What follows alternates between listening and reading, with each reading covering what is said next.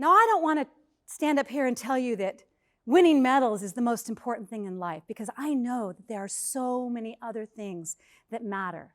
But there is one thing that I love about ski racing. They take food coloring, and the finish line, they draw a line so that you know when you're skiing through that course, when you have crossed over that very visible line in the snow. You get immediate results, your time. You know if you've skied fast, and you know if you've skied like a slug. You get immediate results.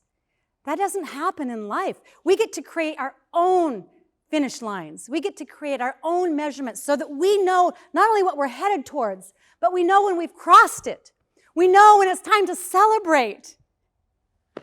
A couple years ago, my husband and I were driving home from Steamboat, Colorado. We had to catch a plane in Denver, and another storm had blown in, and we had to drive in terrible weather conditions. And everything was going fine. I was driving because I like to be in control. And all of a sudden, the traffic came to a screeching halt, and I looked up ahead of a very steep hill that was in front of us, and at the top of the hill, cars were sliding sideways every which direction. And I began to grip that steering wheel, and I cried out to my husband, "Ah! I can't do this anymore. I don't want to do this.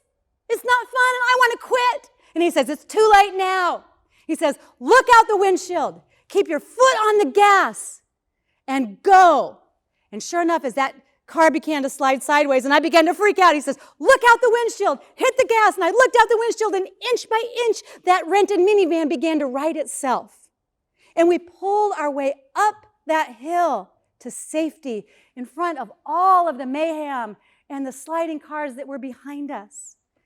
When you know the direction that you're headed, when you know where that finish line is at, you can aim for it, hit the gas, and find yourself crossing over that line.